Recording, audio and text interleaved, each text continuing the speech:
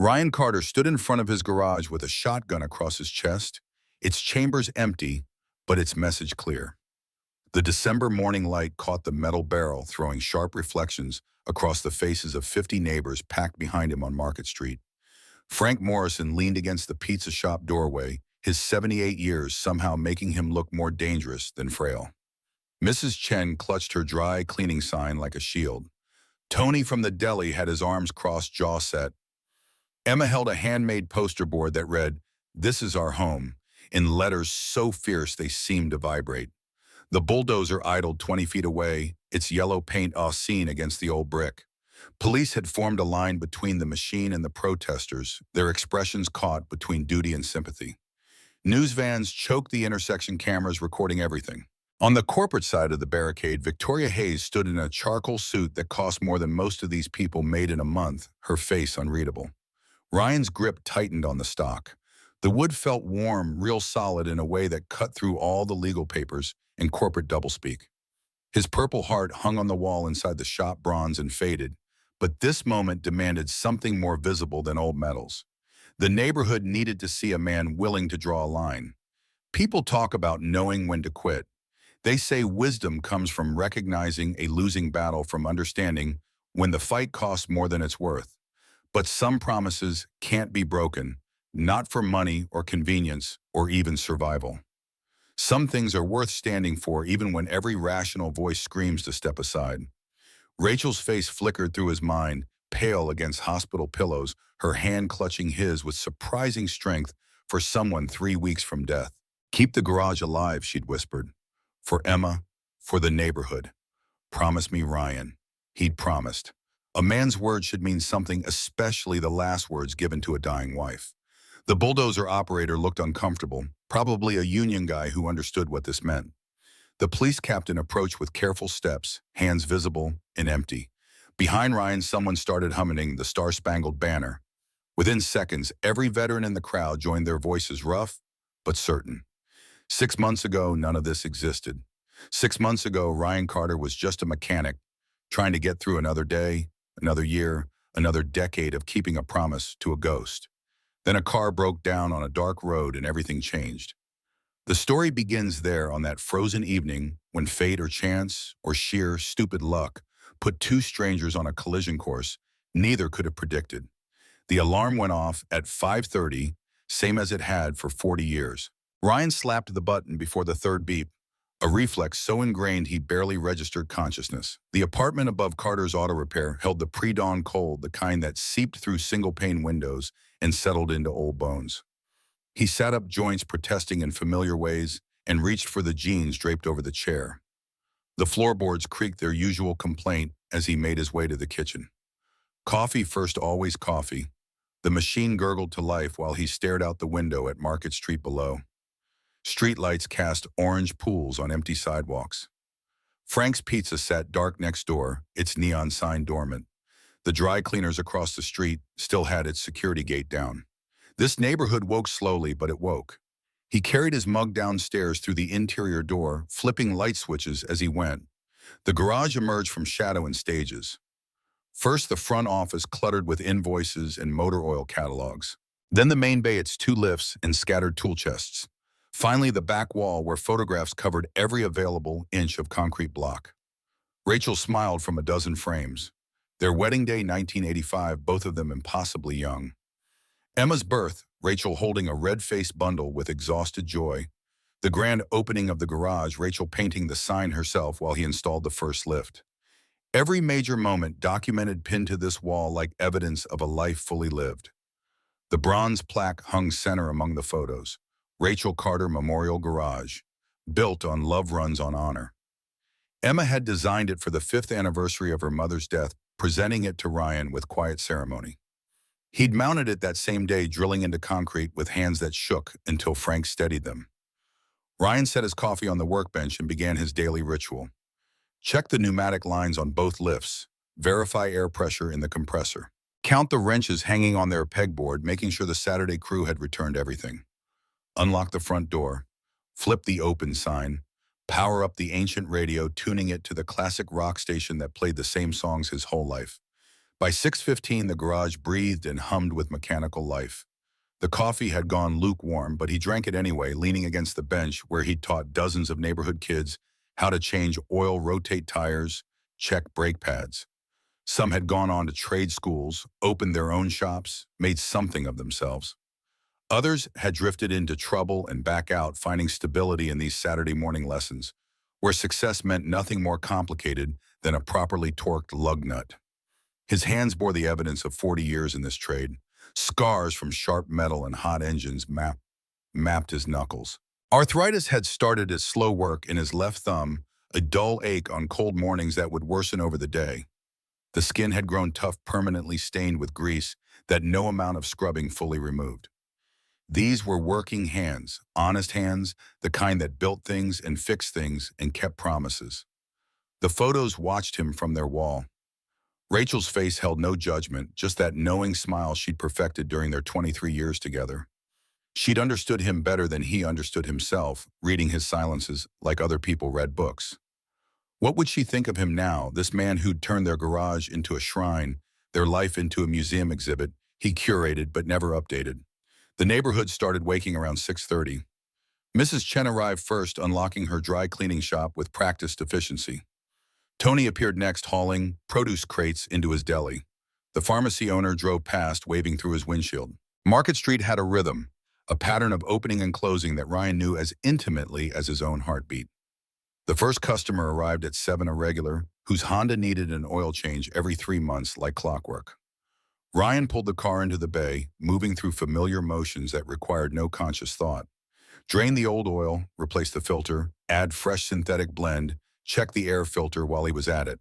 The work took 20 minutes, but he stretched it to 30, needing the mechanical meditation to quiet thoughts that had grown loud over the past week. Emma's Stanford acceptance letter sat on the kitchen table upstairs, thick envelope with university letterhead that represented everything he and Rachel had worked toward. Full academic scholarship room and board included the kind of opportunity that changed trajectories and opened doors previously locked.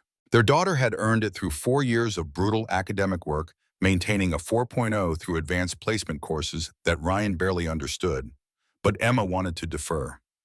Wanted to stay in Brooklyn for another year, claimed she wasn't ready to leave him alone.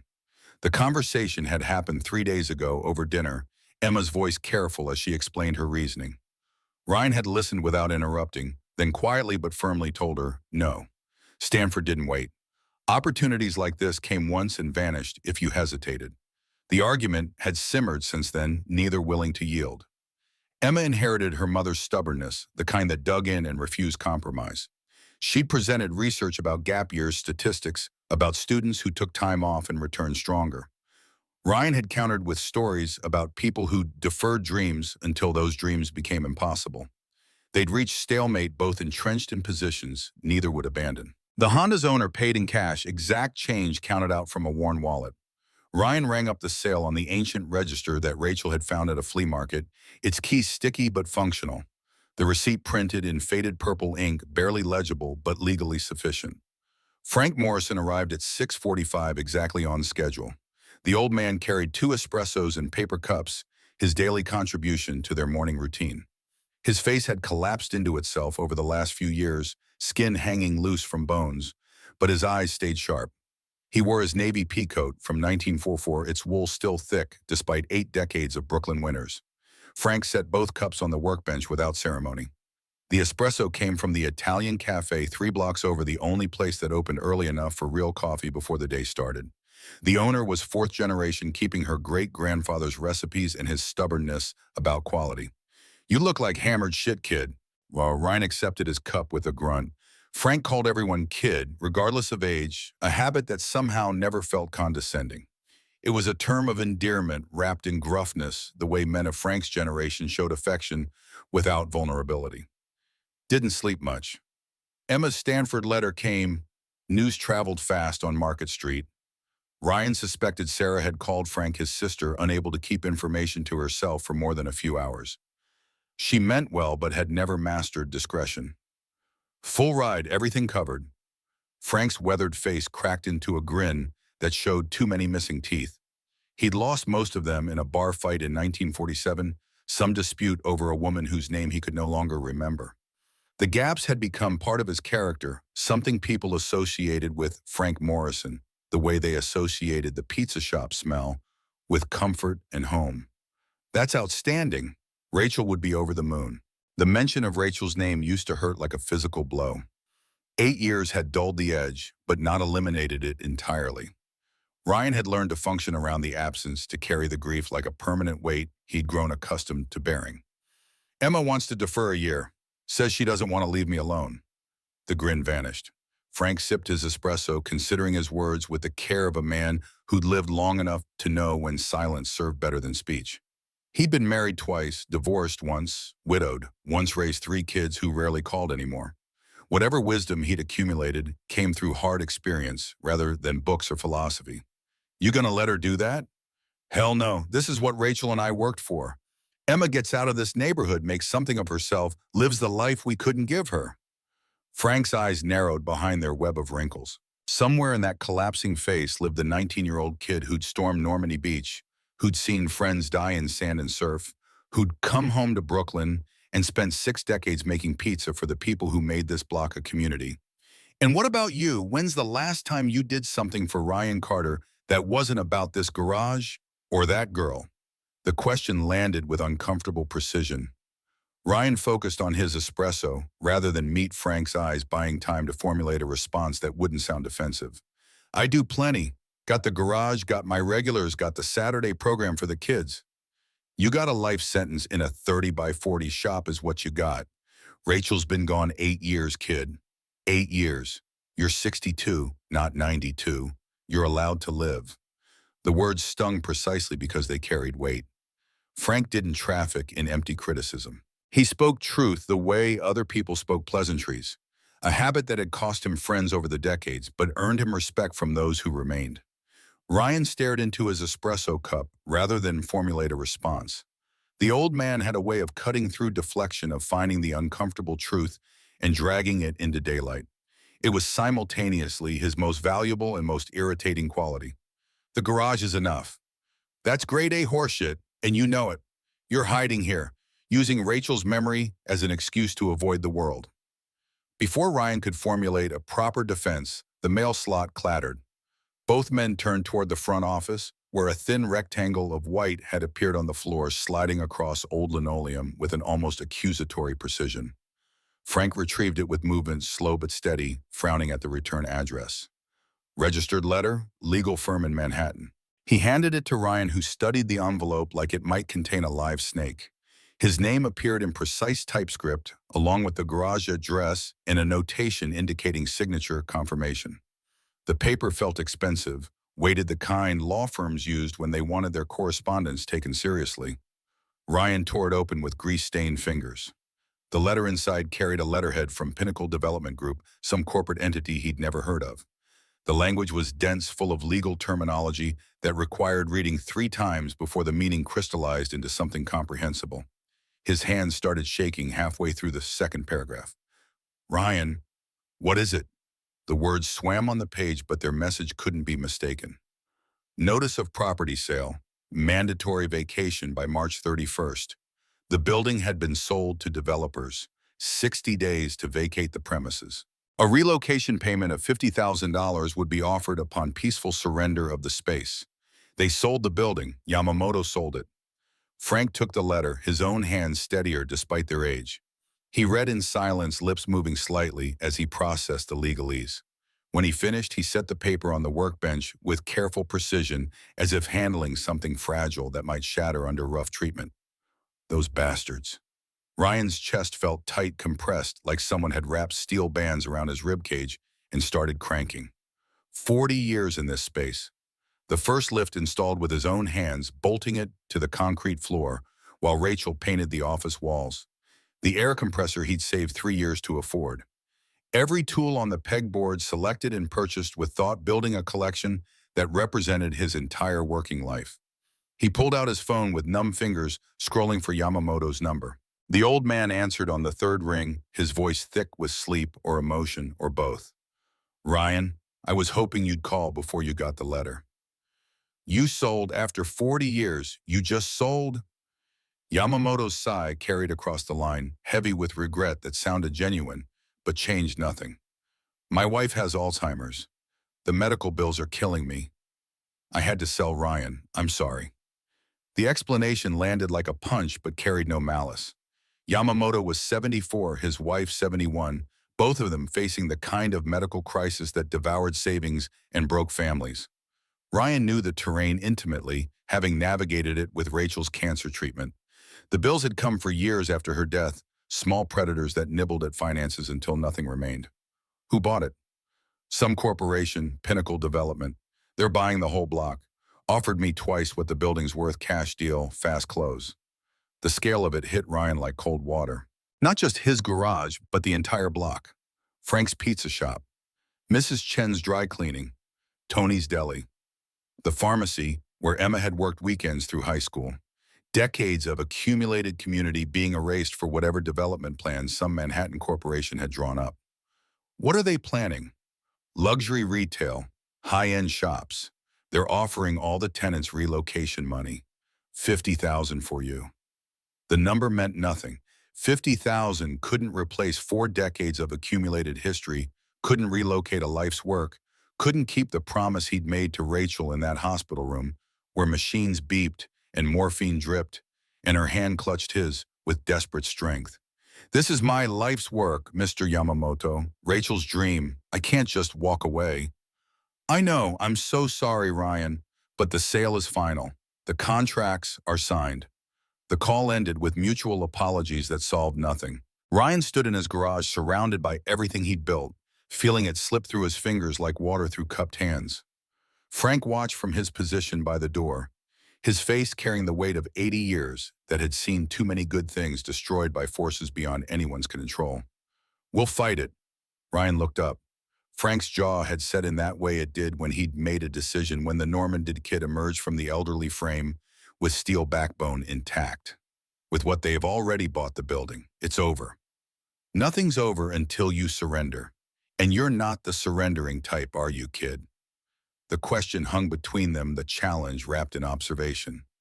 Ryan had never surrendered to anything in his life. Not in Vietnam when the mortars fell and the jungle burned. Not when Rachel's diagnosis came back terminal and the doctors offered hollow sympathy. Not when Emma was 2 years old and he had to learn how to be both parents while grief tried to swallow him whole. But fighting required weapons, and right now he held nothing but an eviction notice and $50,000 that felt more like an insult than compensation. The garage suddenly felt smaller, its walls closing in. Every photograph on the wall seemed to accuse him of failure of breaking the promise before he'd even tried to keep it.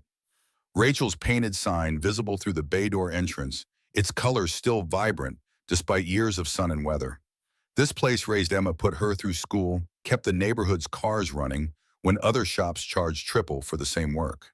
And now some corporate entity he'd never heard of wanted to bulldoze it for luxury retail, whatever the hell that meant. Frank finished his espresso and crushed the cup in one gnarled hand. The gesture was decisive, final, the punctuation mark on a decision already made. I'm calling Tony and Mrs. Chen. We'll organize, make some noise. They can't evict all of us without a fight. He left before Ryan could respond, his pea coat disappearing through the front door. The morning light had strengthened, casting long shadows across the garage floor. Outside, Market Street was waking up. Cars passed in both directions. Pedestrians hurried toward the subway station 3 blocks over. The neighborhood went about its business, oblivious to the eviction notice sitting on the workbench like an unexploded bomb.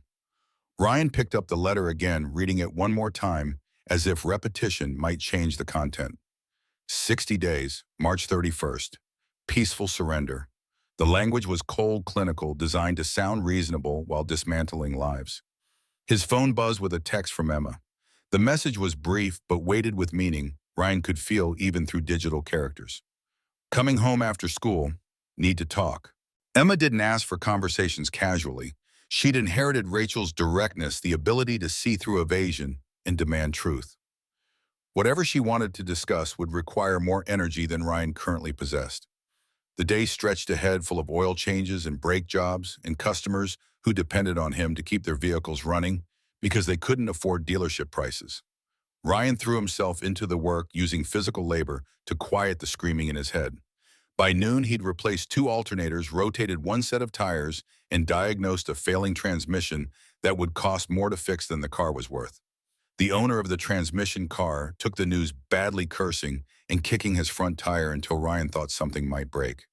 The man was young, maybe 30, with a wife and two kids visible through the sedan's windows. Losing the car meant losing his job, and losing his job meant losing everything else in a cascade that happened faster every year.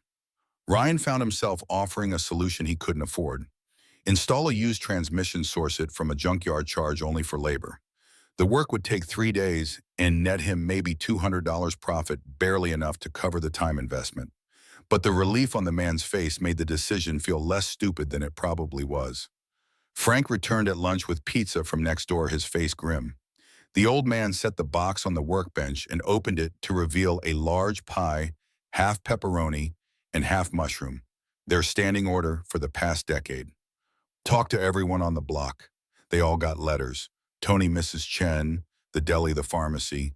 Pinnacle bought everything from Yamamoto. We're all out by March. The pizza tasted like cardboard, but Ryan forced it down anyway. Eating was mechanical, necessary, something bodies required regardless of circumstance. Frank ate in silence, both of them processing the scale of what they faced. How's everyone taking it? Scared, angry. Tony's got 3 kids in Catholic school. Mrs. Chen sends money to family in Shanghai. The pharmacy owner just renewed his lease last year, upgraded everything. Nobody has money for lawyers. The scope of the displacement settled over Ryan like a physical weight.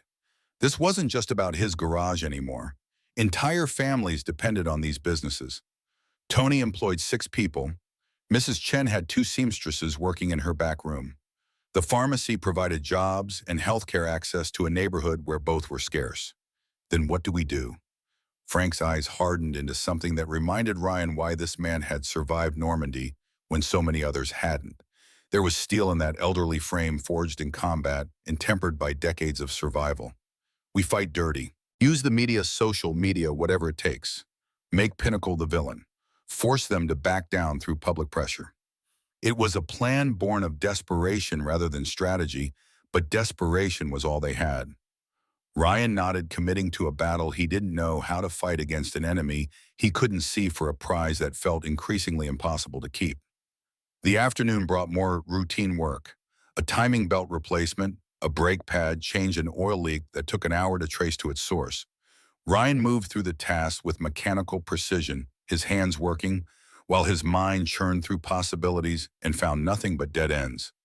Emma came home at 3:30, dumping her backpack by the apartment door with familiar carelessness. She found Ryan sitting at the kitchen table, the eviction notice spread in front of him like evidence at a crime scene. Her face cycled through confusion, comprehension, and fury in rapid succession. What is this? We're being evicted. Building's been sold to developers. Emma snatched the letter, reading with the same fierce concentration she brought to calculus homework and college applications. When she finished, she slammed it on the table hard enough to rattle the salt shaker. The violence of the gesture was so unlike her usual careful control that Ryan actually flinched. They can't do this. This is our home. They can, baby, and they are. Her hands balled into fists. At 16, Emma had grown into a strange combination of her mother's fierce protectiveness and Ryan's stubborn refusal to accept defeat. She stood 5'6" in her worn sneakers, dark hair pulled back in a ponytail that emphasized the sharp angles of her face. She wore the same defiant expression Rachel had worn when hospitals refused to see them because their insurance was inadequate. So we fight it, get a lawyer, file protests, organize the neighborhood. With what money lawyers cost thousands. We barely make rent as it is. Emma's jaw set in that way that meant she'd already made a decision and would not be moved by logic or persuasion. Ryan recognized the expression because he saw it in the mirror every morning. Then we make noise. Social media, news coverage, community rallies. We make this so public they have to back down. Ryan recognized the determination in her voice. This was Rachel's daughter, no question about genetics. But Emma should be focused on Stanford, on the future she'd earned through years of brutal academic work, not on defending a crumbling garage her father couldn't let go. Emma, you need to concentrate on school, on getting ready for college. The words came out harsher than intended. Emma's expression shifted from anger to something more complicated, hurt mixing with a frustration in ways that made Ryan's chest ache. I'm not going to Stanford while our home gets bulldozed. And the statement hit like a slap. Ryan stood needing movement to process the sudden spike of fear that accompanied those words. The kitchen felt too small, the walls pressing in from all sides. Yes, you are. This is not your fight. It absolutely is. Mom built this garage. You kept her promise. I'm not letting some corporate assholes destroy that. The curse startled him. Emma didn't swear not around him anyway. She'd always been careful with language, conscious of maintaining some boundary between teenager and daughter, but fury had stripped away filters, revealing the young woman underneath the dutiful daughter facade. Emma. No, don't Emma me. We're fighting this, together. Unless you want to explain to Mom's memory why you quit. The argument hung between them, neither willing to yield. Emma moved to the refrigerator, pulling out ingredients for dinner, with sharp, angry movements that spoke louder than words. Ryan retreated to the living room, sinking into the couch that Rachel had picked out 15 years ago. The upholstery was worn but still serviceable, another piece of accumulated history that marked time passing. His phone buzzed, a text from Sarah, his older sister, who lived in Queens with her husband and their adult children. The message was characteristically blunt, no preamble or context. Heard about the eviction. Let me help. Also, you have a blind date Saturday night. Ryan stared at the screen, certain he'd misread. He typed back with thumbs that felt thick and clumsy on the small keyboard. What are you talking about? 3 dots appeared, disappeared, appeared again. Sarah's response took long enough that Ryan started to set the phone down before it finally arrived. Friend of a friend, nice woman your age owns a business. Emma and I set it up. 7 p.m. at Frank's Diner.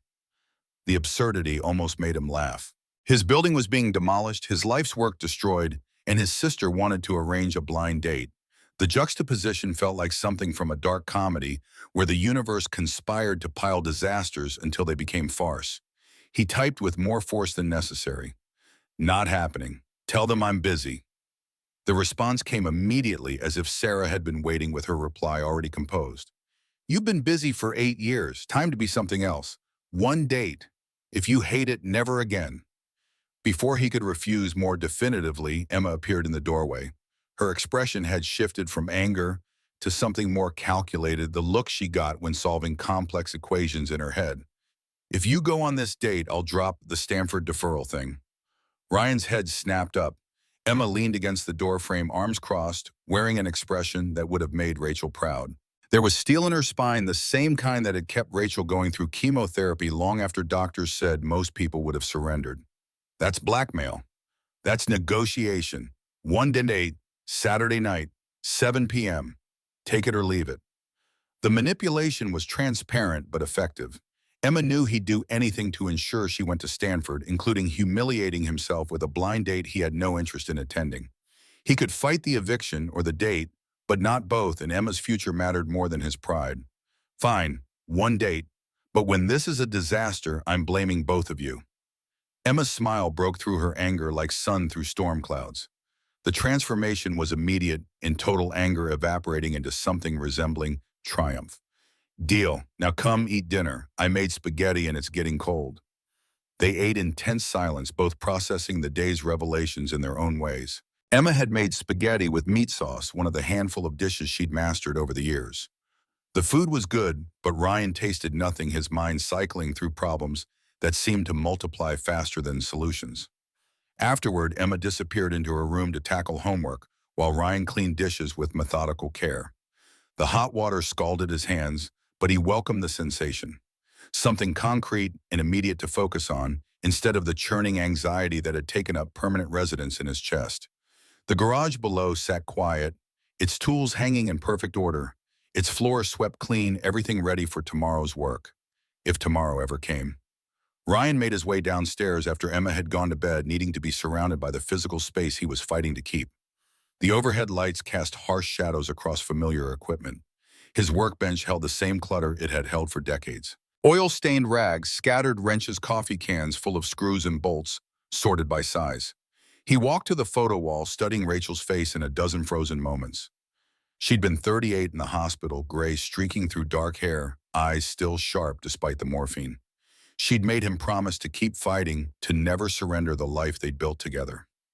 At the time, he'd thought she meant fighting her disease, refusing to accept the inevitable. Only later did he understand she meant fighting for everything that came after. His phone buzzed again. Another text from Sarah, this one containing a photo and basic information. The woman's name was Victoria Hayes, mid-40s, dark hair, professional headshot that suggested corporate background. The accompanying text explained she was CEO of some fashion company, divorced, lived in Manhattan, apparently as reluctant about this date as Ryan was. He studied the photo with clinical detachment. Victoria was attractive in a polished way that spoke of money and maintenance. Her smile looked practiced, the kind developed for business meetings and professional functions.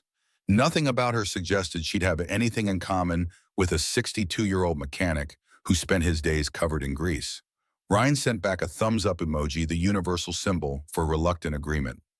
Sarah responded with a series of excited faces that made him immediately regret his cooperation.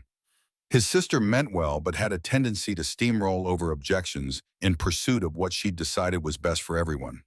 The next 3 days passed in a blur of routine work, punctuated by moments of surreal clarity. Frank organized a meeting of all the Market Street business owners held in the back room of his pizza shop on Wednesday evening. 12 people crowded around tables, pushed together, their faces carrying variations of the same anxiety. Tony spoke first, his voice tight with barely controlled anger. He'd run the deli for 22 years, taking it over from his uncle who'd run it for 30 before that. 3 generations of family history being wiped away by corporate paperwork and legal notices. My oldest is in 10th grade. The younger 2 are in middle school. Catholic school cost me $18,000 a year. I can't just relocate and hope business follows. Mrs. Chen nodded, her English accented but clear. She'd immigrated from Shanghai in 1995, worked 3 jobs to save enough to open the dry cleaning shop. Every month she sent money back to family members who'd helped her get started, a debt she'd been repaying for almost 3 decades. I have lease until 26. They cannot force me out early. The pharmacy owner, a man named Robert, who'd moved to the neighborhood 10 years ago, shook his head with the weariness of someone who'd already consulted lawyers. They can. Property sale supersedes existing leases. It's in the fine print everyone ignores until it matters. Frank let everyone speak before offering his assessment. The old man had a way of listening that made people feel heard, a quality Ryan suspected came from surviving situations where listening meant the difference between life and death. Here's what we know. Pinnacle Development bought the whole block. They're planning luxury retail, which means high-end stores none of us can afford to shop in. They're offering relocation money, but it's nowhere near enough to move and restart in this market. He paused, letting the information settle before continuing. So we have 2 choices. Take their money and scatter, or fight back and probably lose anyway. The brutally honest assessment landed hard. Several people shifted uncomfortably in their chairs. Others stared at the table, processing possibilities that all seemed equally bad. Emma raised her hand from her position in the corner where she'd been taking notes on her laptop. Frank nodded permission, and she stood projecting confidence that Ryan wasn't sure she actually felt. What if we make this about more than just our block? Gentrification is happening all over Brooklyn. If we can frame this as part of a larger pattern, get other neighborhoods involved, we have more leverage. The idea hung in the air while adults exchanged glances. Finally, Tony spoke, his voice carrying cautious interest. How do we do that? Emma's fingers flew across her laptop, pulling up screens that she projected onto the wall using a portable projector she'd brought from school. Social media analytics, news coverage of similar disputes, demographic data about displacement in Brooklyn. We go viral, document everything, share it widely, make Pinnacle the face of corporate greed, destroying working-class neighborhoods. Force them to back down through public pressure. Robert leaned forward, studying the projections with the analytical mind of someone who'd built a successful business through careful planning. That's a media strategy. We'd need someone who knows how to handle press, how to craft messaging that resonates. I can do that, Emma said without hesitation. I've been running the school's social media accounts for 2 years. Built our following from 300 to 12,000.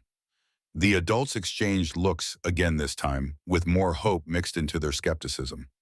Frank cleared his throat, drawing attention back to himself. It's a long shot, but it's better than rolling over. They voted unanimously to fight. Frank would coordinate with other business owner associations across Brooklyn. Tony would handle community outreach. Mrs. Chen would connect with immigrant advocacy groups. Robert would research legal challenges. Emma would run social media and media relations. Ryan found himself assigned the role of spokesperson, the face of the resistance. His status as a veteran and longtime resident made him the ideal person to represent the neighborhood's story. The responsibility sat heavy on shoulders already carrying too much weight. The meeting broke up after midnight. Ryan and Emma walked home through cold streets, their breath visible in the streetlight glow. Neither spoke until they reached the apartment, both processing the commitment they just made to a fight that seemed increasingly impossible to win. Emma went straight to her room, but emerged 20 minutes later with her laptop and a notebook full of scribbled plans. She'd created a social media strategy, identified potential media contacts, drafted press releases. The speed and competence reminded Ryan that his daughter was brilliant in ways he sometimes forgot. "When did you learn how to do all this?" Emma looked up from her laptop, pushing hair back from her face in a gesture that echoed Rachel so perfectly, it hurt. "Journalism class sophomore year. Plus, I've been following other neighborhood resistance campaigns. Most fail because they don't control the narrative. We need to get ahead of Pinnacle's messaging. And you think you can do that? I think I have to try, DA. We all do." The determination in her voice left no room for argument. Ryan retreated to his own room, exhausted but too wired to sleep. He lay in bed, staring at the ceiling, listening to Emma's keyboard clicks through the thin walls. Somewhere around 3 a.m., he finally drifted off his dreams full of bulldozers and crumbling buildings and promises he couldn't keep. Friday arrived with slate-gray skies that threatened snow. Ryan opened the garage at his usual time, going through familiar motions that felt increasingly fragile. Every customer who came through represented someone whose life would be disrupted when the block disappeared. He found himself working slower, talking more, trying to memorize faces and stories before they scattered. Emma stayed home from school claiming a stomach bug, but actually working on the media campaign. By noon, she'd created a TikTok account, an Instagram profile, and a Twitter presence. Her first post went live at 1 p.m., a video of Ryan in the garage explaining what the business meant to the neighborhood. Ryan watched himself on screen with the uncomfortable self-consciousness of someone unused to cameras. But Emma had edited, skillfully cutting his rambling explanation into something coherent and moving. His voice carried conviction he hadn't known he possessed, talking about Rachel's dream and community responsibility and keeping promises to the dead. The video got 100 views in the first hour. By evening, it had reached 10,000. Comments poured in, most supportive but some dismissive, calling them naive for fighting corporations. Emma responded to every comment with practiced efficiency, thanking supporters and engaging critics with facts and statistics. Frank appeared at closing time with news that lifted Ryan's spirits marginally. The Brooklyn Business Coalition had agreed to support their fight, offering legal resources and media connections. It wasn't much, but it was something, a small indication that they weren't entirely alone. "They want to meet you Monday morning, 9 a.m. at their office in Park Slope." Ryan nodded, adding another commitment to a schedule already stretched beyond breaking. The meeting would mean closing the garage for half a day, losing income he couldn't afford to lose. But the alternative was surrender, and surrender meant breaking the promise that had sustained him through 8 years of grief. Saturday arrived with brutal cold and gray skies that made good on their snow threat. Light flurries fell throughout the morning, nothing heavy but enough to make roads treacherous. Ryan spent the day on routine maintenance jobs, oil changes and tire rotations that paid bills, but required minimal thought. His mind kept circling back to the evening ahead, to the blind date he'd agreed to under duress. Emma appeared in the garage bay at 6:30 wearing her mother's knowing smile. She dressed up slightly, jeans and a sweater, instead of her usual sweats, apparently planning to accompany him, despite that never being discussed. "You need to change. Those jeans have grease stains." Ryan looked down at his work clothes, the uniform he'd worn every day for 40 years. The denim was stiff with accumulated oil and dirt, the fabric worn thin at the knees. "These are fine." "No, they're really not. Go upstairs. I laid out clothes on your bed." The apartment yielded evidence of Emma's intervention. Clean jeans, a button-down shirt he didn't remember owning, and the sports coat he'd worn to Rachel's funeral sat arranged on his comforter with the precision of someone who'd given this serious thought. He changed with the reluctance of a man walking toward execution, each garment feeling wrong on his body. The shirt was too tight across the shoulders. The jacket smelled like mothballs despite having been dry cleaned after the funeral. The jeans were stiff in that way. New denim always was uncomfortable and foreign against skin used to worn softness. Ryan studied himself in the bathroom mirror and saw a stranger playing dress-up, someone pretending to be something he'd never been. Emma inspected him at the door, adjusting his collar with practiced hands that reminded him painfully of Rachel's similar ministrations before every wedding or funeral or rare formal occasion. "You look good, Dad. Just be yourself." "What if myself isn't good enough?" The question came out more vulnerable than intended.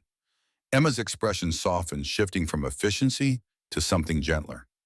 "Then she's not worth your time anyway. Now go. You're already late." The drive to Frank's diner took longer than it should have, Ryan deliberately taking side streets to delay arrival. Holiday decorations hung from street lights, their cheer feeling false against the gray evening. Snow had picked up fat flakes that gathered on windshields faster than wipers could clear them. He parked in the small lot behind the building, sitting in his truck for 5 minutes while gathering courage for what waited inside. His phone buzzed with a text from Sarah, her message characteristically blunt. "Her name is Victoria. Be nice. Be yourself. Don't screw this up." Helpful advice from someone 2 boroughs away who wouldn't have to suffer through the awkward silences and forced conversation ahead. Ryan pocketed his phone and climbed out into cold air that bit through his jacket. The diner's lights spilled warm and yellow across the parking lot. Through the windows, he could see other diners, normal people on normal dates, their lives uncomplicated by eviction notices and broken promises. He was halfway to the door when headlights swung into the lot behind him. An expensive sedan pulled into the space next to his truck, its paint job pristine even in the dimming light and falling snow. The engine died and a woman emerged dressed in dark clothes that screamed money and city sophistication. She struggled with her door, cursing softly when her heel caught on something. Ryan walked over on instinct, offering his hand, before his brain caught up with the action. "Need help?" She looked up, startled. In the parking lot lights, he got his first clear view. Mid-40s, maybe? Dark hair pulled back in a style that looked effortlessly professional, face that carried the kind of fatigue that came from working too many hours for too many years. Pretty in a way that survived stress and exhaustion, her features sharp, but not harsh. "My heels caught in the mat. This is embarrassing." Ryan knelt in the snow, working the thin spike free from where it had wedged between carpet and floor runner. The shoe came loose, and he stood offering it back with the awkward gallantry of someone unused to such gestures. "Good as new." "Thank you." Terrible first impression, getting rescued in a parking lot. Something in her voice tripped a memory, the way she emphasized certain words, a particular rhythm to her speech that felt familiar despite never having met. But the thought slipped away as she smiled, and he found himself smiling back without planning to. Could be worse, could have fallen completely. True, small mercies and all that. "Thanks again." She headed toward the diner entrance, heels clicking on pavement wet with melted snow. Ryan followed a few steps behind, watching her navigate around puddles with practiced care. At the door, she paused, waiting for him to catch up with an expression that might have been politeness or uncertainty. "Are you eating here too?" "Unfortunately. Blind date I'm dreading." Her laugh came easy and genuine, the sound cutting through the evening's tension like something physical. "What are the odds? Same here. Friend of a friend set up that I tried to cancel 3 times." They walked inside together, the warmth of the diner hitting like a physical thing after the cold outside. Frank's Diner had occupied this spot for 60 years, serving breakfast all day and keeping coffee cups filled without asking.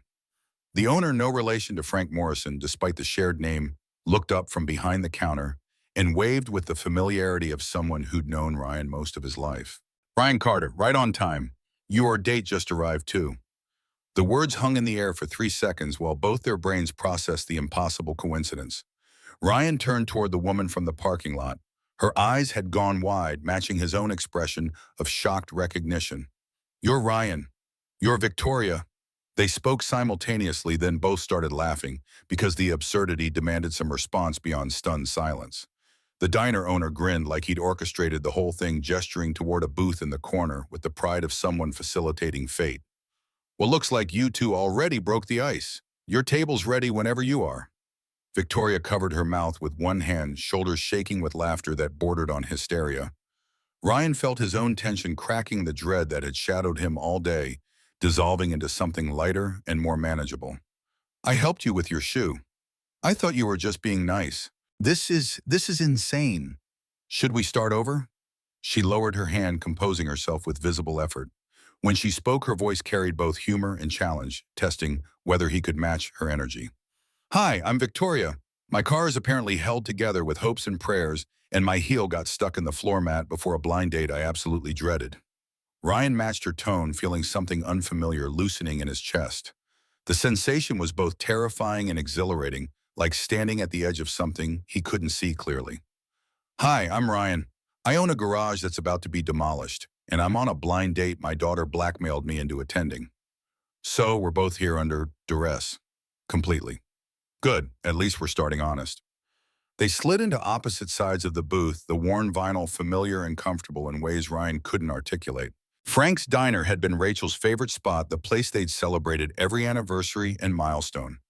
Being here with someone else felt like betrayal and possibility tangled into one confusing knot that he didn't know how to untangle. Victoria studied him across the table with an intensity that made him self-conscious. Her eyes were darker than he'd first thought, brown verging on black, and they carried an analytical quality that had suggested she was cataloging information for later assessment. You really own a garage? 40 years. Carter's Auto Repair on Market Street. Something flickered across her face, too quick to read, but unmistakably there. Her expression shifted for just a moment, some emotion he couldn't identify passing through before she schooled her features back to neutral interest. Market Street in Brooklyn. Yeah, you know it.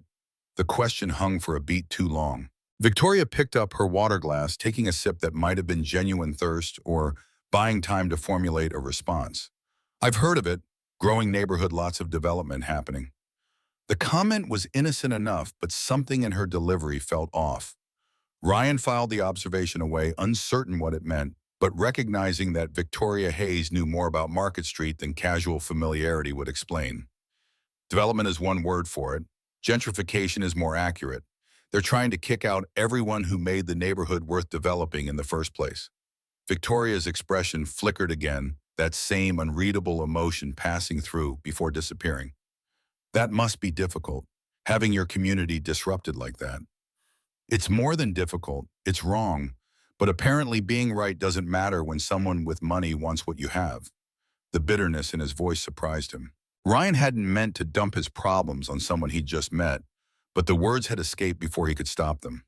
Victoria's expression shifted into something that looked like sympathy, though whether genuine or professional, he couldn't tell. I'm sorry, that's terrible. So your daughter forced you here. The subject change was obvious, but Ryan accepted it, gratefully retreating from territory that felt too raw to explore with a stranger. Blackmail, actually. Said she'd defer Stanford unless I went on one date. What about you? Victoria's expression softened at the mention of Stanford, respect replacing whatever had temporarily clouded her features. Stanford. That's impressive. You must be incredibly proud. Terrified mostly. She's brilliant and driven and about to leave me for California while everything here falls apart. The admission came out more vulnerable than intended. Ryan immediately regretted oversharing, but Victoria's expression had shifted into something gentler, more genuine than the professional polish she'd been projecting. Business partner thinks I'm too focused on work. Set this up wouldn't take no for an answer. Apparently I need to remember I'm human. The waitress arrived with coffee pot and menus filling their cups without asking. They both said coffee simultaneously, then laughed again at the coincidence. Whatever awkwardness might have existed between strangers had burned away in the parking lot absurdity. The waitress left them with menus they didn't immediately open, both more interested in the unexpected comfort of easy conversation. Ryan found himself relaxing in increments, the evening becoming something other than the ordeal he'd anticipated. So you're a mechanic by trade. Third generation. My grandfather opened the first shop in 1952. My father ran it until he died in '83. Then it was my turn. Victoria leaned forward slightly, her interest seeming genuine rather than performative. That's impressive. Keeping something alive that long takes real commitment. Or stubbornness, depends on who you ask. She smiled, the expression reaching her eyes in a way that suggested genuine interest rather than polite performance. The smile transformed her face, softening the professional edges into something more approachable. I'd say impressive. Most people can't maintain anything for 40 years. Businesses, marriages, New Year's resolutions, especially marriages. You sound like someone who's tried and failed at all three. The observation landed harder than intended. Victoria's smile flickered but didn't quite disappear, suggesting he'd hit close to truth without causing real offense. Divorced 3 years ago, built a company from nothing over 15 years. Gave up on New Year's resolutions when I was 25. So yes, tried and failed at 2 out of 3. Ryan felt the need to apologize, but Victoria waved it off before he could speak. Her gesture dismissive but not unkind. It's fine. Divorce was mutual and overdue. We wanted different things. He wanted someone who came home at 5.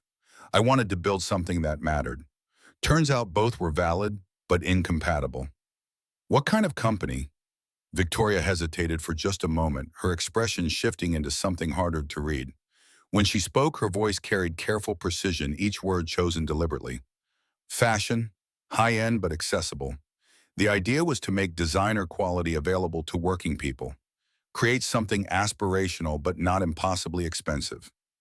The explanation sounded rehearsed, like something she'd said many times in presentations and investor meetings. Ryan recognized the tone because he'd developed his own version for explaining the garage to people who didn't understand why anyone would choose mechanic work over something cleaner and better paying. Sounds like a good idea, probably complicated to execute. You have no idea. Balancing quality and cost, creative vision, and financial reality. Every day is 100 small compromises that hopefully add up to something worthwhile. The frustration in her voice sounded genuine. Ryan found himself leaning forward, genuinely interested in hearing more about a world completely foreign to his own experience. What's the hardest part? Victoria picked up her coffee cup, staring into it like the answer might be written in the dark liquid. Staying true to the original vision while growing. Success requires expansion, but expansion means more investors, more stakeholders, more people who don't care about the mission. They just want returns. Sounds like they're trying to turn your garage into something it isn't. The comparison landed with unexpected weight. Victoria's eyes snapped up to meet his, something sharp and assessing in her gaze. That's exactly what it feels like. Being slowly pushed away from the thing you built until you barely recognize it anymore. They sat in silence for a moment, the understanding between them shifting into something more substantial. The waitress returned and they ordered food. Neither was particularly hungry for using the menus as props, while real conversation started finding its rhythm. Ryan found himself talking about the garage, about teaching neighborhood kids on Saturday mornings, about the satisfaction of fixing something broken and making it work again. Victoria listened with attention that felt genuine, asking questions that suggested real interest rather than polite performance. She talked about her company, the struggle to maintain quality while scaling up the constant tension between creative impulses and business reality. Ryan recognized the frustration in her voice because he'd felt it himself every time he had to choose between what was right and what was profitable. Do you ever regret it, building the business? Victoria considered the question seriously, her expression thoughtful rather than defensive. Sometimes. There's this moment that happens occasionally where I look around and think, what the hell am I doing? Like I'm on a treadmill that won't stop and I can't remember why I got on in the first place. But you stay on it. But I stay on it because 200 people depend on their paychecks, because walking away feels like admitting defeat, because I don't know how to be anything else anymore. The honesty in her voice resonated with something deep in Ryan's chest. He understood that treadmill the way responsibility became identity until you couldn't separate the two. Their food arrived and they ate in comfortable silence, the diner's ambient noise filling gaps in conversation. Ryan found himself studying Victoria when she wasn't looking, noting the way she held her fork, the small crease between her eyebrows that suggested chronic stress, the way her shoulders gradually relaxed as the evening progressed. She caught him looking and raised an eyebrow in question. Just thinking you look tired, not in a bad way, he added quickly, in a you work too hard way. Victoria laughed, the sound genuine and slightly surprised. I could say the same about you. Those hands have seen some serious work. Ryan looked down at his scarred knuckles, the permanent grease stains, the calluses that had built up over 4 decades. He'd never been self-conscious about his hands before, but under Victoria's gaze, he suddenly saw them as she might rough-worn, marked by labor. These come with the chug, can't fix cars without getting dirty. I think they're honest. In my world, everyone's hands are soft because they never actually build anything. They just move money around and call it work. The comment carried an edge of bitterness that has suggested deeper frustrations. Ryan found himself wanting to know more about this woman who seemed caught between worlds, successful but dissatisfied, accomplished but searching for something she couldn't quite name. You don't like your world much, do you? Victoria set down her fork, giving the question the serious consideration it deserved. I used to, when I was building something from nothing, when every small victory felt significant. Now it's just maintenance, keeping the machine running without really knowing why anymore. Sounds lonely. The word landed between them with unexpected weight. Victoria's expression shifted into something vulnerable, the professional polish cracking to reveal genuine emotion underneath. It is, which is probably why my business partner staged this intervention. Figured getting me out of the office might remind me there's more to life than quarterly returns. Is it working? She smiled, and this time the expression reached all the way to her eyes. Maybe. You're different from what I expected. Different how? Real. People in my world are always performing and are always angling for something. You just are. It's refreshing.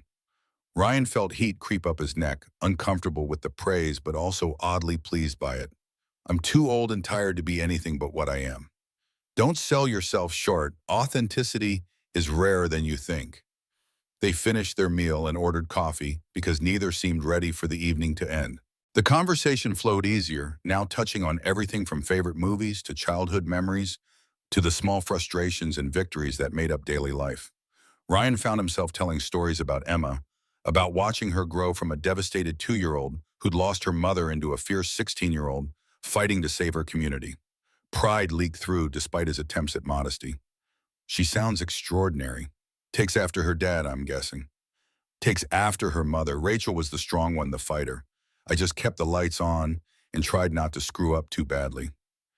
You raised a daughter who's heading to Stanford. I'd say you did more than keep the lights on. The compliment settled warm in his chest. Ryan realized with some surprise that he was enjoying himself, that this evening had transformed from dreaded obligation into something approaching pleasure. Victoria talked about her own struggles with work-life balance, about building a company that consumed everything until she looked around one day and realized she had success, but no life. The divorce had been inevitable, driven more by mutual neglect than any dramatic conflict. We just drifted. Woke up one morning and realized we were roommates who occasionally had sex, not exactly the foundation for a marriage. How long were you together? 12 years, married for 8 of them. Looking back, we probably should have ended it sooner, but neither of us wanted to admit failure. That why you work so hard now? Filling the empty space? Victoria's expression shifted into something more guarded, like he'd touched a nerve she preferred to keep protected. Maybe, or maybe I'm just scared that if I stop moving, I'll have to face how empty everything actually is. The raw honesty shocked them both into silence. Victoria looked almost surprised at her own words, like they'd escaped without permission. Ryan recognized the feeling because he'd experienced it himself that moment when truth spilled out before filters could catch it. I know that feeling. After Rachel died, I worked 16-hour days because the alternative was going home to an empty apartment and a toddler who kept asking when mommy was coming home. How did you get through it? I'm not sure I did. I just kept going because Emma needed me to. Eventually, the grief became background noise instead of the main event. But empty, yeah, I know empty.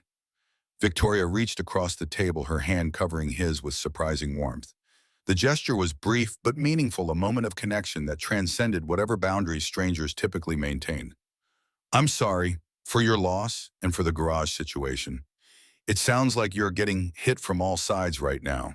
Ryan appreciated the sympathy but found himself pulling back, emotionally uncomfortable with too much vulnerability, too fast. We're fighting it, probably lose, but at least we're not going down quiet. That's the spirit. Sometimes fighting matters even when winning isn't possible. The words resonated with something deep in Ryan's chest. He'd been thinking about the eviction as a battle he had to win, But maybe Victoria was right. Maybe the fighting itself had value regardless of outcome. Victoria's phone buzzed for the third time that evening. She glanced at the screen and frowned, some of the easy warmth draining from her expression. "I'm sorry, I really need to check this. Work crisis." "Go ahead." Victoria typed rapidly, her frown deepening as she read the response. Whatever she saw clearly troubled her because the relaxed woman from moments ago disappeared, replaced by someone tense and focused. "Everything okay?" She looked up, and for just a moment, Ryan saw something that looked like guilt flicker across her face before she schooled it away. "Define okay. My business partner's pushing a project I'm not sure about." "What kind of project?" Victoria hesitated, choosing her words with visible care. "Expansion plan, new location in Brooklyn, good for business, complicated for other reasons." The vague answer felt deliberately evasive. Ryan's instincts prickled with unease, but before he could press for details, Victoria was standing, gathering her coat with apologetic haste. "I'm so sorry, I really need to make a call. This was really nice, Ryan. Unexpectedly nice." She pulled out a business card from her purse, sliding it across the table with practiced efficiency. "My number's on there. If you'd like to do this again sometime." Ryan took the card, reading the embossed text in the dim diner light. Victoria Hayes, CEO, Hayes and Company. The company name meant nothing to him, but CEO suggested resources and influence far beyond his world of oil changes and brake jobs. "I'd like that, despite the shoe incident." Because of the shoe incident, it was the highlight of my month. They walked to the parking lot together, the cold hitting harder after the diner's warmth. Snow was falling steadily, now big flakes that gathered on car roofs and turned parking lot pavement treacherous. Victoria's car chirped as she unlocked it, the sound harsh in the muffled quiet. She paused with her hand on the door, turning back to face him. "Thank you for tonight, for being real, for not trying to be something you're not. Thank you for giving it a chance, for seeing past the grease stains." She smiled, and for a moment Ryan saw past the CEO facade to someone tired and uncertain, and maybe as lonely as he was. Then she climbed into her car, starting the engine that purred with expensive precision. Ryan stood in the snow, watching her drive away, taillights disappearing into Brooklyn's endless streets. His phone buzzed before he could process what had just happened. Emma's text was characteristically blunt. "How'd it go?" He typed back while standing in falling snow. "Better than expected." She was nice. The response came immediately. "Nice, that's it. Details now." Ryan smiled despite himself, climbing into his truck where the heater barely worked and the seats held permanent impressions of his body. He sat for a moment, business card resting on the dashboard, trying to process the evening. He'd expected an awkward disaster and gotten something else entirely. Something that felt like possibility, like the first crack in a wall he'd built around himself out of grief and routine and stubborn refusal to move forward. His phone rang, Emma calling instead of texting, her patience evidently exhausted. "Tell me everything. Is she pretty smart? Did you get her number? When are you seeing her again?" "Can this wait until I get home?" "No, I've been sitting here for 3 hours waiting. I need details." Ryan pulled out of the parking lot, phone on speaker, while he navigated snow-covered streets. "She's smart, runs a fashion company, divorced, works too much. We had a good conversation." "That's it. Good conversation. Dad, you're killing me. What do you want me to say?" "We talked about work and life and how hard it is to keep things together when everything's falling apart. It was comfortable." Emma's silence lasted several seconds, unusual for his typically talkative daughter. "You like her?" The statement wasn't a question. Ryan considered denying it, but couldn't quite manage the lie. "I don't know her well enough to like her, but I didn't hate the evening, which is better than I expected." "Did you get her number?" "She gave me her card." Emma's squeal was loud enough to make him wince away from the phone. "That's amazing. You have to call her tomorrow." "No, wait, give it 2 days. Don't want to seem desperate." "I'm not calling her, and I'm definitely not taking dating advice from my 16-year-old daughter." "Your 16-year-old daughter who got you this date in the first place. You're welcome, by the way." Ryan pulled up in front of the garage, parking in his usual spot. The building looked different somehow, more fragile, like he was seeing it through new eyes that recognized impermanence. "I'm home. Can this interrogation wait until I get upstairs?" Fine, but I want everything. What she wore, what you talked about, how she laughed. All of it. The call ended and Ryan sat in his truck for another minute, staring at the garage that had been his entire world for 4 decades. Victoria's card rested on the dashboard, innocuous rectangle of paper that somehow felt weighted with possibility. He climbed out into snow that was really coming down now, covering Market Street in white, that temporarily hid the grime and decay. The neighborhood looked almost beautiful in the snow transformed into something cleaner than its daily reality. Emma waited at the top of the stairs, practically vibrating with suppressed excitement. Ryan surrendered to the inevitable, letting her pull him into the apartment while peppering him with questions he only half answered. She's pretty, yes. Like movie star pretty or regular person pretty. Regular person pretty. Professional. Put together. What did you talk about? Work mostly. Her company, the garage, how hard it is to keep things going. Did you tell her about the eviction? Ryan paused, coat half off. Yeah, she seemed sympathetic. Emma's expression shifted into something more serious. Did she say what kind of company? Fashion? Hayes and come out? Why? Emma pulled out her laptop, fingers flying across the keys with frightening speed. Within seconds, she'd pulled up the Hayes and Company website, scrolling through pages of corporate information. Dad, look at this. Ryan leaned over her shoulder, reading text that made his stomach drop. Hayes and Co. recent expansions, new locations, Brooklyn development projects. That doesn't mean anything. Brooklyn's huge. Emma kept scrolling, pulling up news articles and press releases. Her face had gone pale, her hands slowing on the keyboard. Dad, look at the subsidiary companies. The list appeared on screen. Hayes and Company owned a dozen smaller companies, each handling different aspects of the business. Near the bottom of the list, in small print that felt deliberately buried, sat two words that made Ryan's blood run cold. Pinnacle Development. The room seemed to tilt. Ryan grabbed the bind of Emma's chair to steady himself, reading and rereading those two words like repetition might change them. No, that's not it. Has to be a coincidence. Emma clicked through more links, pulling up corporate filings and property records with the efficiency of someone who'd spent hours researching exactly this kind of information. Hayes and Co. formed Pinnacle Development 18 months ago specifically for real estate expansion. They bought our block 3 weeks ago. The timeline aligned with terrible precision. 3 weeks ago, the sale to Yamamoto. 2 weeks ago, the eviction notices. Last week, Sarah setting up the blind date. Ryan pulled out Victoria's business card, staring at the embossed text that suddenly felt like evidence of betrayal. Victoria Hayes, CEO Hayes and Company. The woman who'd seemed so sympathetic about his eviction was the person causing it. She knew. Emma's voice was quiet but certain. I don't know. Maybe she didn't connect. She asked specifically about Market Street. She knew exactly where the garage was. She knew and she didn't say anything. The evening replayed in Ryan's mind with new context. Victoria's flicker of recognition when he mentioned Market Street, her careful questions about the garage, her vague answers about expansion projects. She'd known the entire time and let him talk about fighting her company like she was just a sympathetic stranger. Dad, I'm so sorry. If I hadn't pushed you into this date, it's not your fault. Ryan's voice came out flat, emotionless shock, dampening everything to numbness. He walked to the window, staring down at the garage below. Rachel's painted sign glowed under the streetlight, her memory suddenly feeling like accusation.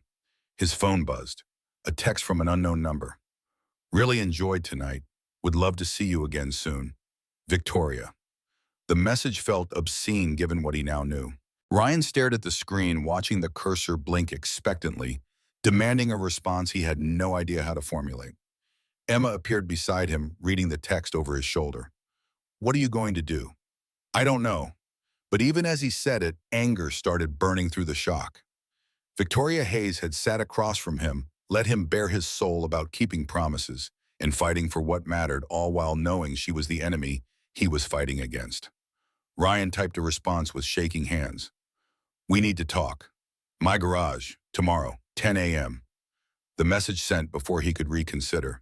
Victoria's response came within seconds. Is everything okay? Ryan typed back 2 words. You tell me. He turned off his phone before she could respond again, unable to process anything more tonight.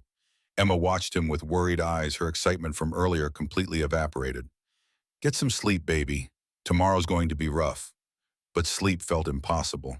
Ryan lay in bed staring at the ceiling, his mind cycling through the evening on infinite repeat. Every smile, every moment of connection, every instance where Victoria had seemed genuine, all of it now contaminated by the knowledge of her deception. Had any of it been real? Or was he just another problem she needed to solve, an obstacle between her company and their expansion plans? The anger burned hotter as the hours passed. By dawn, Ryan had moved beyond betrayal into something colder and more focused. Victoria Hayes wanted Market Street for her company. She'd get it over his dead body. He was downstairs by 5, going through his morning routine on autopilot. The garage felt different now, every tool and photograph waited with new urgency. This wasn't just about keeping a promise to Rachel anymore. This was about refusing to let people with money steamroll people with none. Frank arrived at his usual time, took one look at Ryan's face, and set down the espresso without comment. What happened? Ryan explained in short sentences, the facts laid out with brutal efficiency. Frank's expression darkened with each revelation, his hands clenching into fists that trembled slightly with age or rage or both. That manipulative, "Save it. She's coming here at 10. I want you here." "Damn right I'll be here. We should call the others too. Let her see what she's doing to real people." Ryan considered it but shook his head. "Just us for now.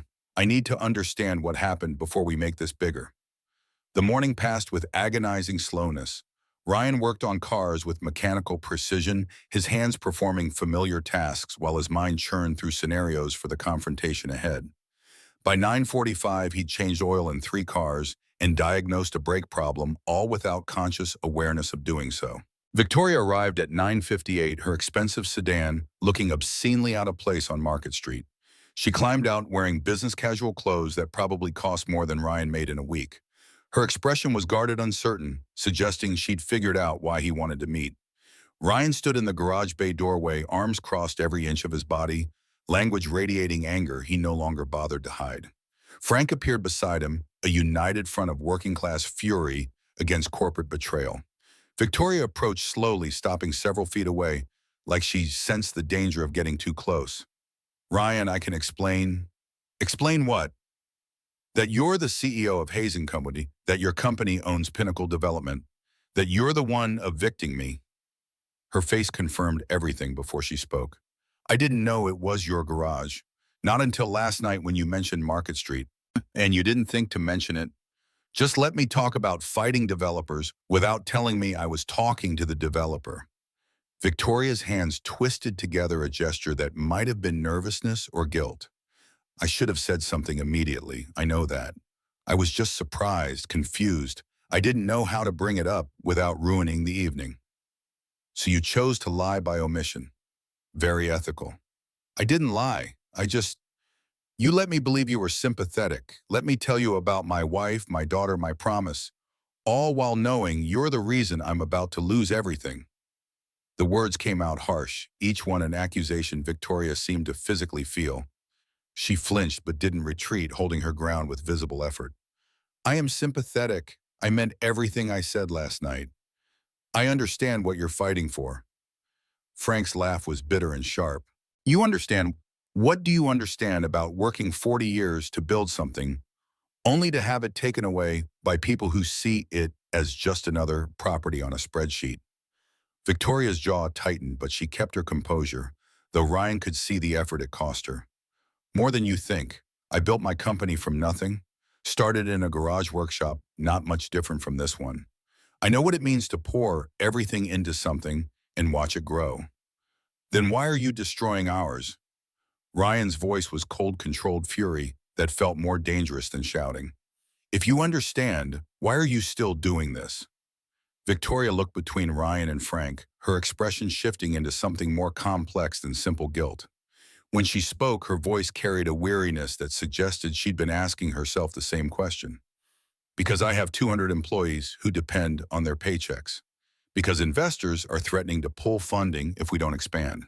Because my business partner convinced me this location is essential for our growth strategy. So your employees matter more than ours."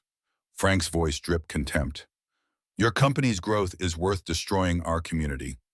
"No, that's not..." Victoria stopped seeming to realize how hollow any defense would sound.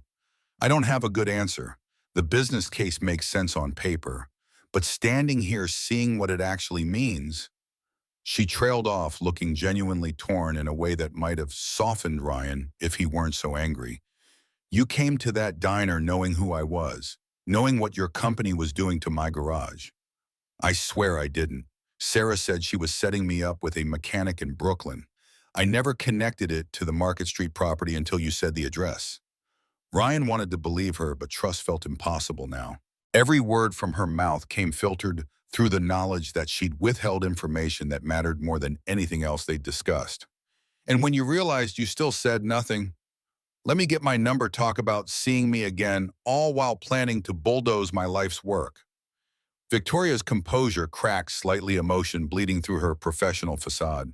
I wasn't planning anything. I was confused and scared, and I didn't know what to do. I went home and spent the whole night researching your garage, your history, what the block means to the neighborhood. She pulled out her phone, swiping through screens before showing them. Pages of notes, articles about Market Street's history, photos of local businesses including Carter's Auto Repair.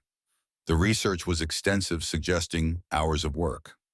I found articles about the Saturday Mechanic program, about how you fix cars at cost for single mothers, about Emma's Stanford scholarship, and how the whole neighborhood raised money to help with expenses. About Rachel.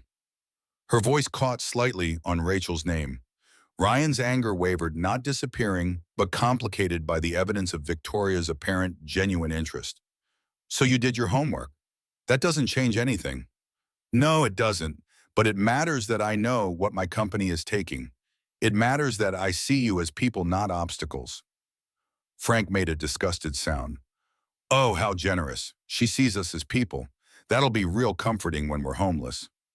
Victoria flinched but didn't argue. Instead, she took a breath and seemed to come to some decision, her expression shifting into something more resolved. I'm going to try to stop it. The words hung in the cold garage air. Ryan stared at her, trying to determine if she was serious or just saying what she thought he wanted to hear. Try to stop it. You're the CEO.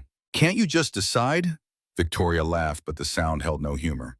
That's not how it works. I have a board of directors, investors, a business partner who has equal say in major decisions.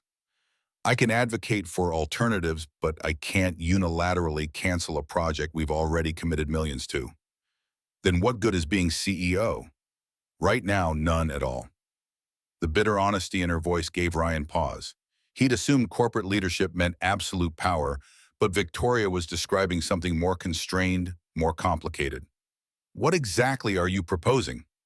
Victoria's hands twisted together again, that nervous gesture suggesting she was about to say something she hadn't fully thought through. Give me 2 weeks. Let me see if I can find an alternative that works for everyone. Keep the garage, keep the businesses, but still give my company the expansion space we need. How? I don't know yet. Mixed-use development, maybe. Keep the ground floor commercial, build retail above. Or find a different location entirely. I need time to run numbers, talk to architects, figure out if there's a solution everyone can live with. Frank crossed his arms, skepticism radiating from every line of his body. And if you can't find one, Victoria met his eyes directly, not flinching from the challenge. Then at least I tried. At least I can tell myself I exhausted every option before destroying something that matters. That's supposed to make us feel better. Frank's voice was sharp.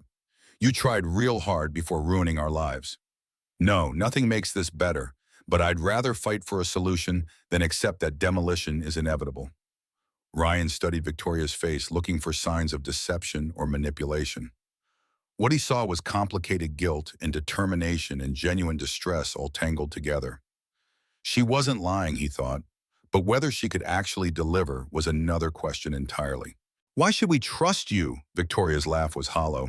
You shouldn't. I haven't given you any reason to. But what's your alternative? Keep fighting knowing you'll probably lose? At least this way you have someone on the inside trying to help. Someone who lied to me last night. Someone who was a coward last night, Victoria corrected. I should have told you immediately. I was wrong, but I'm trying to make it right now. The apology felt genuine, but Ryan wasn't ready to accept it. Trust took time to build, and Victoria had destroyed what little existed between them in one evening. 2 weeks. Then what? Then I present alternatives to my board. If they reject everything, the demolition moves forward. If they accept something, you get to stay. And in the meantime, you keep fighting. Media campaign, community organizing, whatever pressure you can bring. Make it painful for my company to proceed. Give the board reasons to consider alternatives. Whoa, Frank snorted. You want us to fight your own company? Make your life harder. Yes, the board responds to bad press and public pressure. The more noise you make, the more they'll want to avoid controversy. Use me if it helps. Tell the media the CEO is conflicted, that there's internal resistance. Make it a story about corporate conscience versus greed. Ryan felt dizzy trying to follow the logic. Victoria was essentially asking them to weaponize her own guilt, to use her personal conflict as ammunition against her company. This is insane. Probably, but it's the best chance you have. Work with me or just keep fighting me. Either way, make as much noise as possible. Emma appeared in the garage doorway, having apparently been listening from inside. Her expression was hard protective of her father in ways that reminded Ryan painfully of Rachel. And what do you get out of this? Victoria turned to face Emma, something in her expression softening when she saw the teenager. You must be Emma. I know who you are. You are the person trying to take our home. The blunt accusation hit Victoria visibly. She absorbed it without deflection, nodding acceptance of the judgment. Yes, that's exactly who I am right now. And I'm asking for a chance to be something else. Why?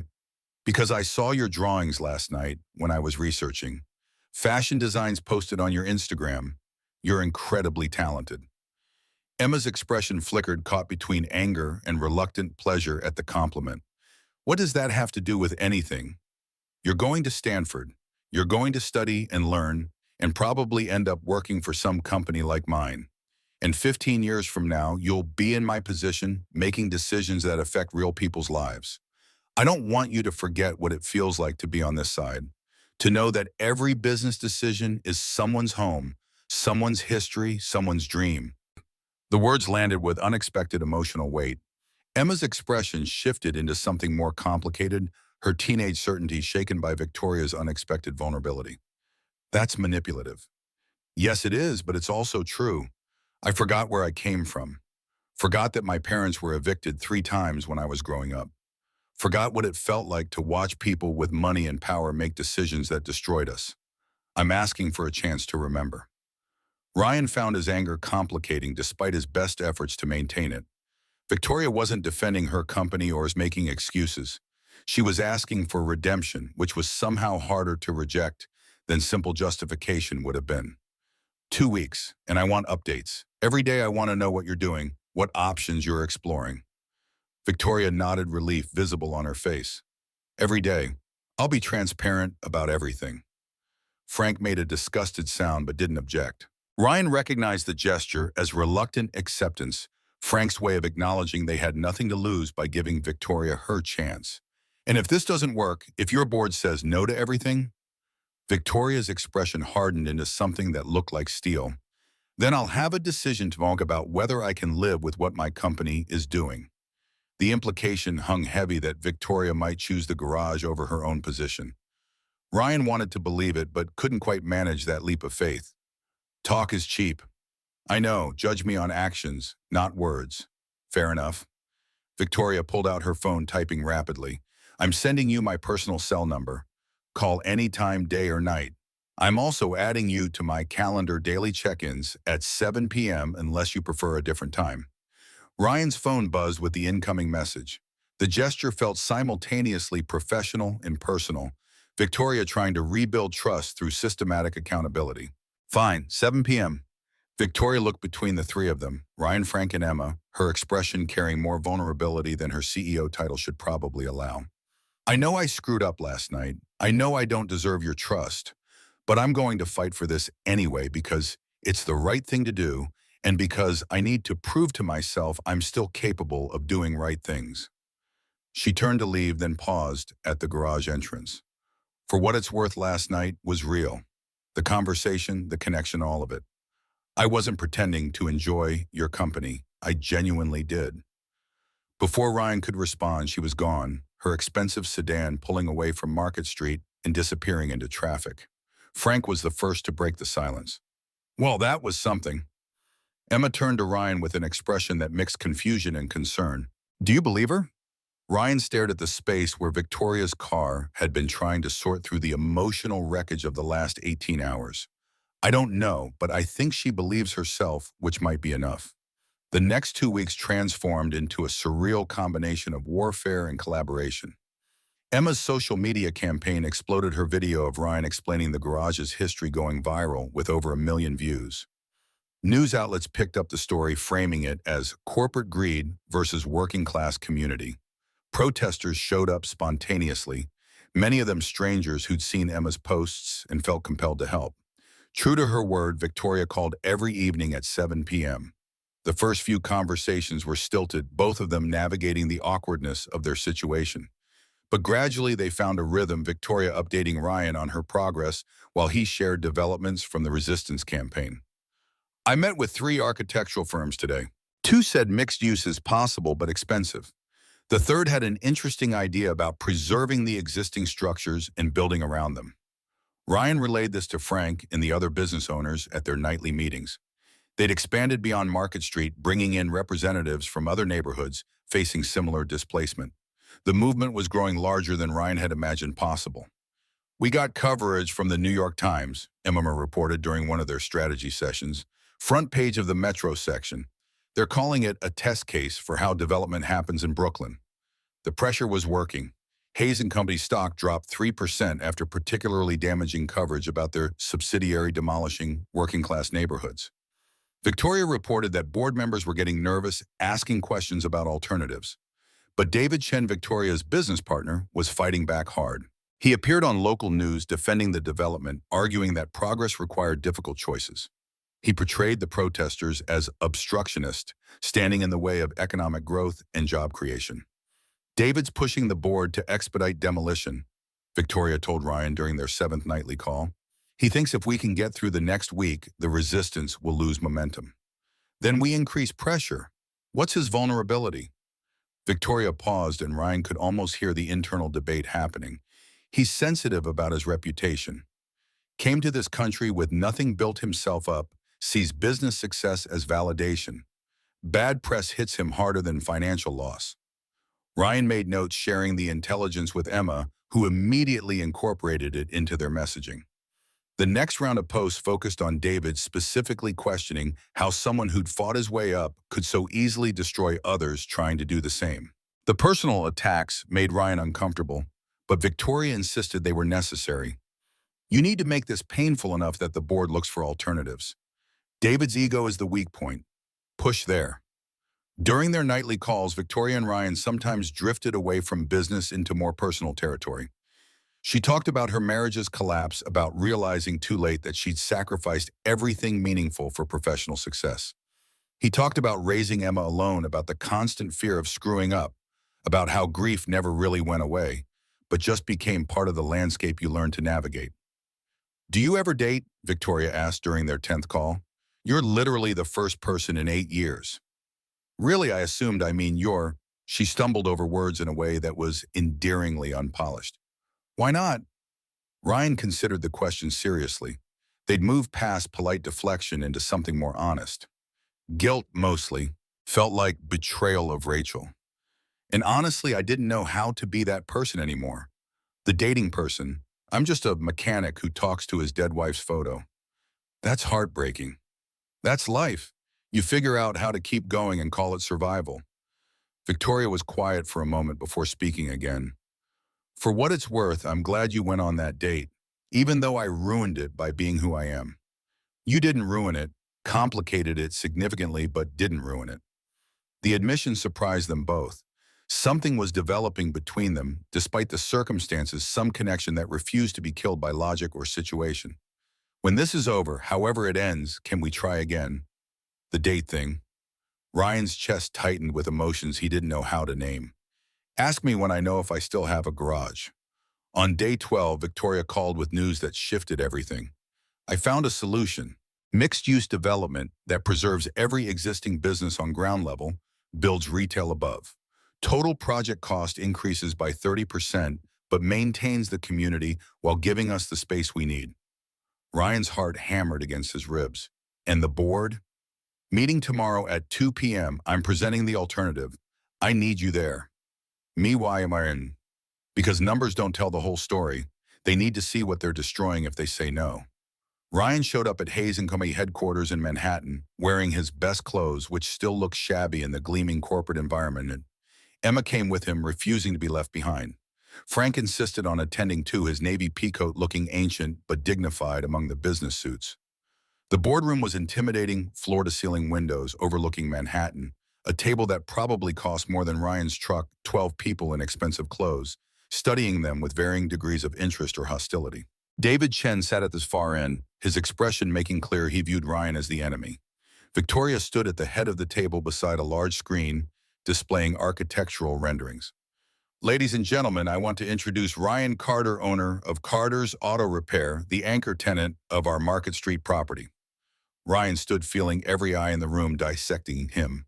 He'd faced enemy fire in Vietnam, faced Rachel's death, faced 8 years of single parenthood. He could face this. I'm not going to pretend I understand your business, but I understand mine. 40 years keeping cars running, teaching kids skills, serving people who can't afford dealership prices. My wife, Rachel, built that garage with me. She died believing I'd keep her dream alive. He could see some board members shifting uncomfortably. Good. Let them be uncomfortable.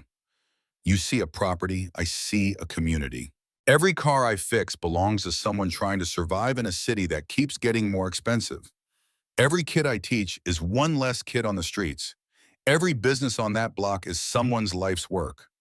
Victoria advanced her presentation, showing the mixed-use renderings. Ground floor preserved modern retail above design that managed to honor history while creating something new. This design costs more, she acknowledged, but it does something unprecedented. It shows that development doesn't have to mean displacement. We can grow without destroying. David Chen stood, his expression contemptuous. This is exactly the kind of sentimental thinking that kills companies. We're not a charity, Victoria. We're a business. The original plan is cheaper, faster, and proven. This, he gestured dismissively at the renderings, is expensive virtue signaling.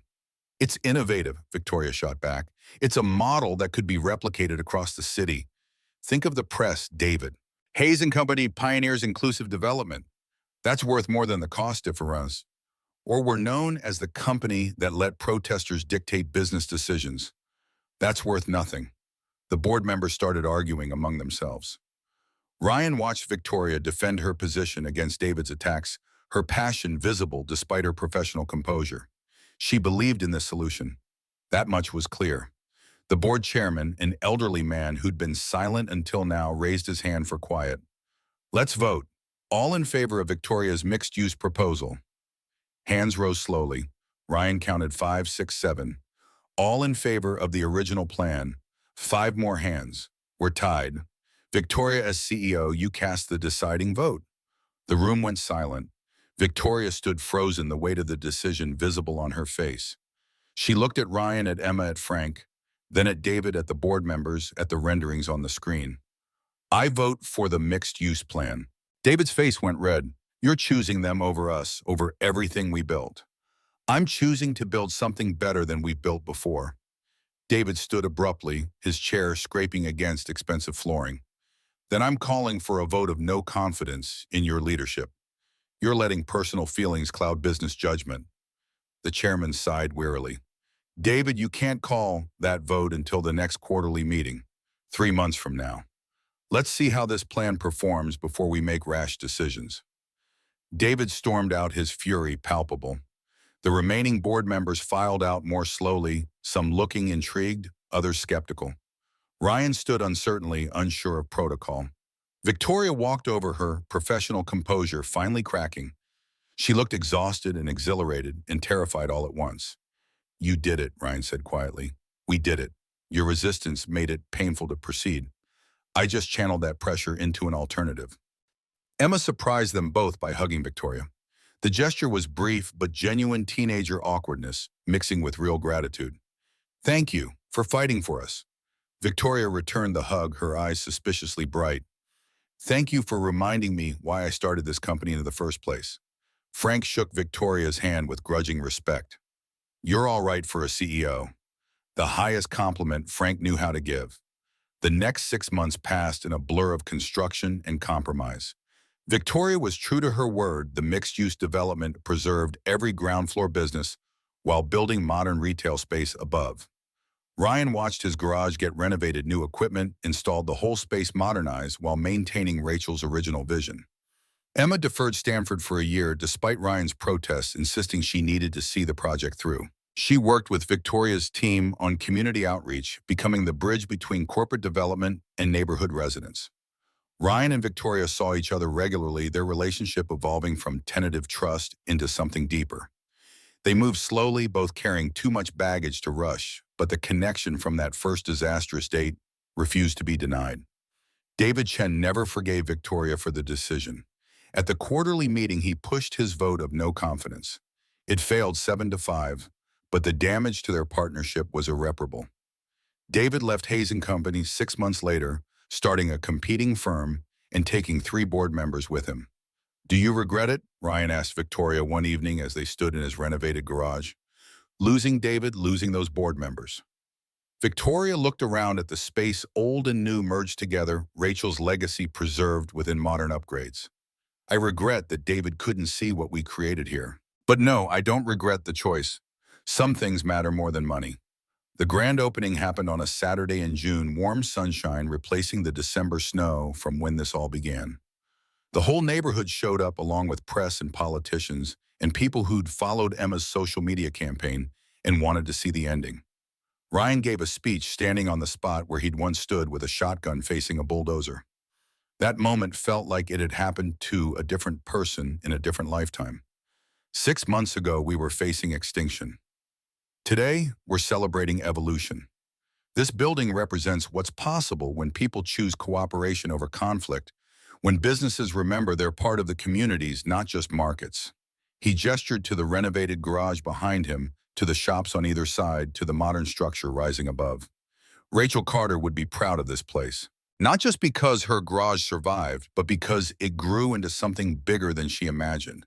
That's her real legacy, the belief that we can build things that last, that matter, that make the world slightly better than we found it.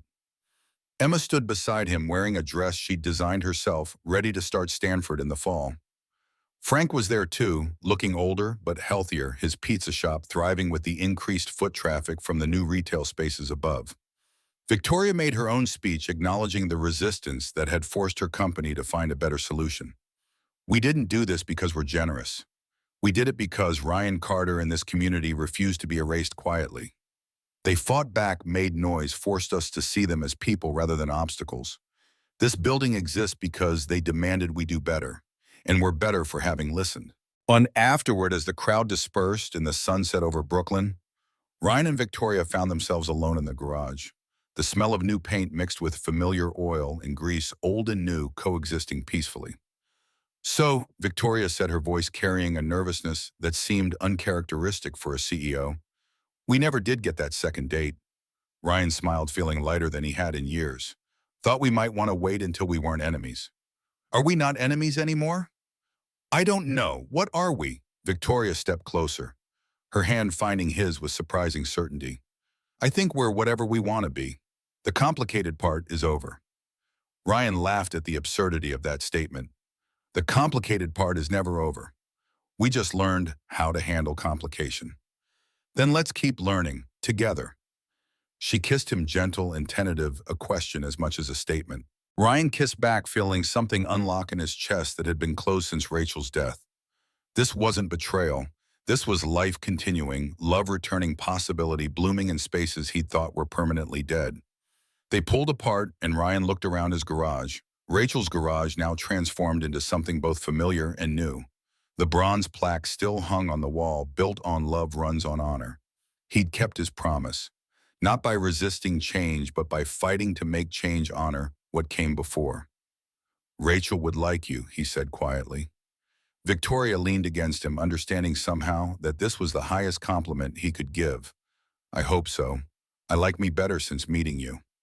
Emma appeared in the doorway, grinning with the satisfaction of a teenager who'd orchestrated exactly this outcome. You guys are adorable. Also, Frank wants to know if you're coming to the party at his shop. Apparently, everyone's waiting to celebrate properly. Ryan and Victoria exchanged glances, both amused and touched by the teenager's matchmaking. We'll be there in a minute. Emma disappeared with a knowing smile. Ryan stood in his garage, holding hands with a woman he'd met through the most unlikely of circumstances, surrounded by evidence that sometimes fighting for what matters leads to destinations you couldn't have imagined. Ready? Victoria asked.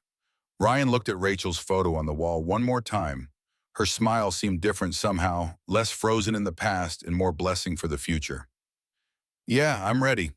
They walked together toward Frank's pizza shop where the whole neighborhood waited celebrations spilling out onto Market Street.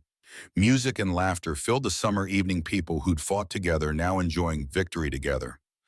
Ryan realized with sudden clarity that this was what Rachel had meant when she made him promise to keep fighting. Not to preserve the past unchanged, but to honor it while building something new. To keep her dream alive, not by making it a museum, but by letting it grow. The last man on Market Street had become the first man of something different, a model for how communities and corporations could coexist, how growth didn't require erasure, how fighting could lead to transformation rather than simple victory or defeat.